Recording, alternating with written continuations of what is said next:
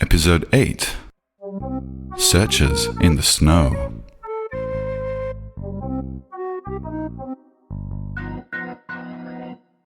The next day, the mother made certain the child's father knew what to look for, and sure enough, after dinner, he produced a folding ruler from his toolbox to show them all. "It's exactly like Calculus Purgatus," the child exclaimed. "What does it do in our world?" The child's father demonstrated the many clever uses that a carpenter has for a folding ruler, and together they tried to see how many shapes they could come up with using the 10 sections that it had. In our world, the ability to fold on itself to help measure long spans and still fit into the handyman's pocket is its purpose, the mother said. "I like Piggy more now that father found his ruler," the child said that night. "I thought he was not very friendly, but maybe he doesn't know how to talk to them." "You'll do well to remember that when you meet a new schoolmate who is shy," the mother advised. "Calculus Purgatus would say many more things than just click, click, click if he could to those giant monkey birds." "Ape birds," the child corrected her. "Monkeys have tails. We learned that at school. They live in jungles too, but the apes and gorillas also live in the mountains. They're very peaceful." "Very good, my child," the mother praised. "But protonimati, like the crepes, are still very different from animals in our world. Arky and his friends are not entirely free of strange creatures. Pull your blankets up tight, because our next adventure will take us where it's very cold." She shivered theatrically for effect, and her child did as well. "Will there be snow?" the child asked. "Miles of it."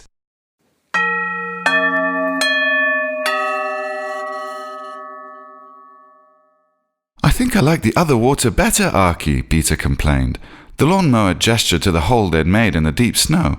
"I can't even work up a froth with this stuff," he observed. When he tried whirling his blades, cold gobs of snow flew up and stuck in Arky's niches. "Oh, sorry, Arky," Peter apologized. "Arky, are we in the mountains, the South Pole, or perhaps the Alps, or maybe the Himalayas?" Ivy cried. "Piggy brought us to a glacier. How will this bring us closer to helping your uncle?" Arky looked around. There were faraway mountaintops all around them, but indeed it looked as though the chronoflux had deposited them in the snows above a glacier field. He and his friends were still the size and shapes they had become in the jungle, but now the extra weight of his stones was pulling him down too deep in the snow to move. The cold wind was bringing more of the white stuff in big flakes, piling them up in menacing drifts. "Ivy, can you see anything from up where you are?" Arky leaned back to make his shout carry, but it only had the effect of toppling him over into the deep snow. Peter watched the big stone plinth struggle in the air for a moment and went over to give him a push as best he could. "Thanks, Peter," said Arky as he regained his footing. "I can't see far enough even if there was something to see," Ivy said gloomily. "I think we might be stuck here for good." "Well, maybe that's your purpose," ventured Peter. "What sort of purpose is that for a tower to have anyway?" Ivy snapped. "Standing alone in this desert of ice, frozen in place without meeting anyone?" She realized this could mean only one thing.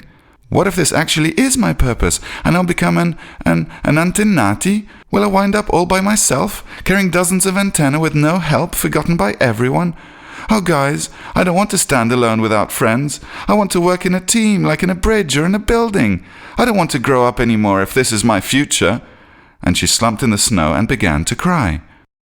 Peter looked at Arky. "Maybe her rebuzz got tensile stress," he whispered. "My Aunt Windley the Mill used to—" "Don't worry, Ivy," Arky reassured her. "Calm down. I'm sure your purpose is much more complicated than just carrying a bunch of antennae. It's true that purpose is almost never what you think it'll be, but one thing is certain. Friends never desert each other. Let's concentrate on finding Calculus Purgatus."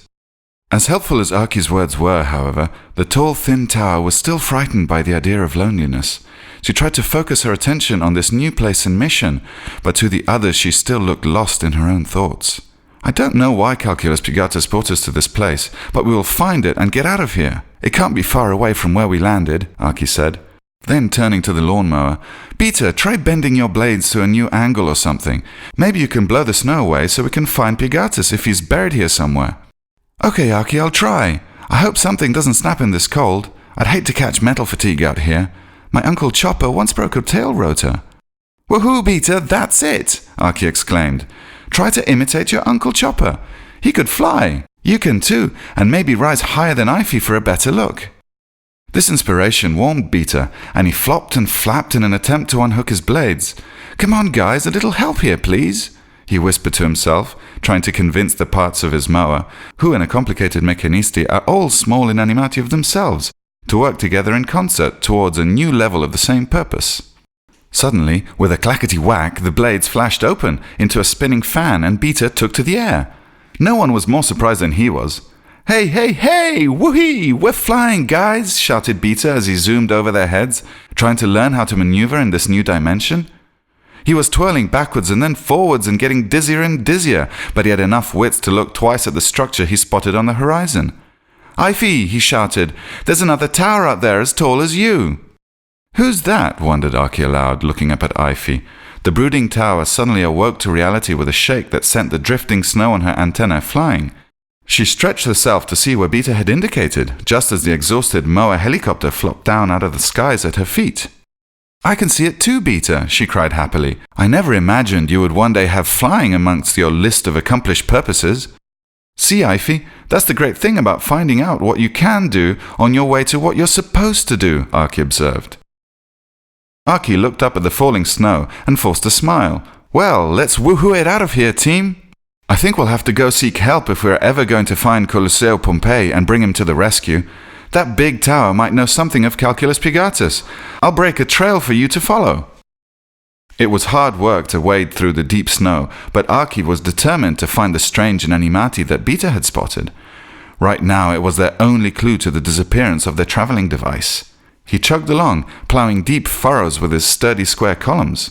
The cold was making his stones creak, but they held strong, and with each step the strange power he had felt in the jungle reappeared. Beta kept close to him, lest the falling snow close off his path. Ify was busy looking this way and that for a sign of Calculus as they followed. Soon they came to a series of unusual-looking splits in the snow. Arky paused at the first one, afraid to get near, but Beta, who was following a little too close behind him, bunked smack into his square-column legs. The slight impact shook Arky for a moment, and he wavered to keep his balance, causing the snow around him to shift. With a sudden whoosh, the slit in the huge snowbank in front of him collapsed into a black ice ravine right in front of his abutments. "Jumping Julius Caesar, Beta! Woohoo! That was close!" Arky exclaimed. "But I guess it was better to find it that way than stepping right into it. Thanks, buddy." Beta was rubbing his bruised handles and looked up at Ify for understanding, but she was ignoring him and bent close to look at the ice gorge that had opened up in front of them. "I think it's too wide for you to jump across, Arky.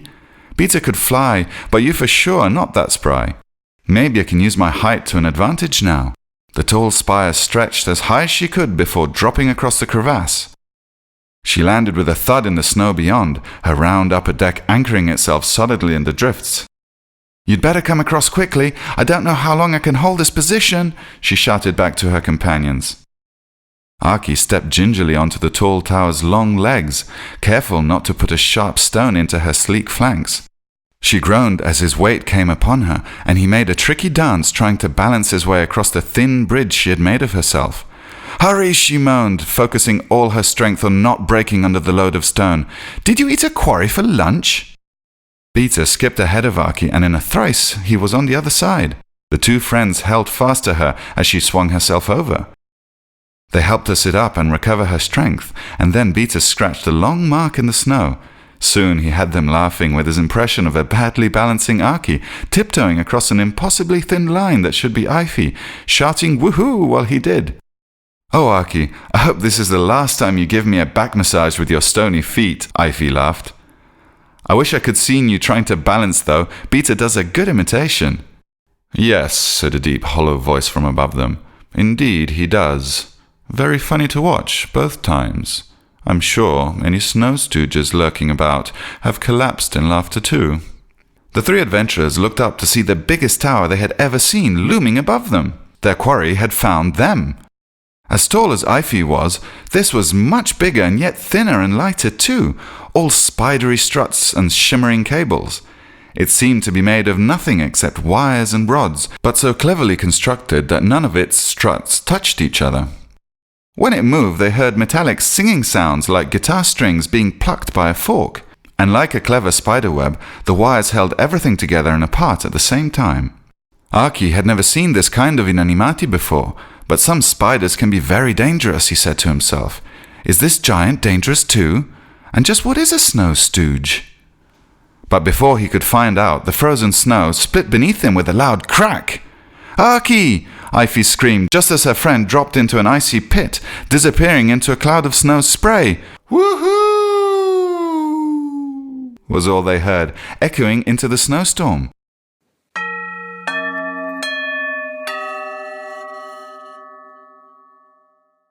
Arky, is he all right, Mummy? What are snow stooges? The child asked impatiently. Will they find Piggy under all that snow? I feel cold for him just thinking about it. The child's mother tucked the blankets in snugly. So many questions.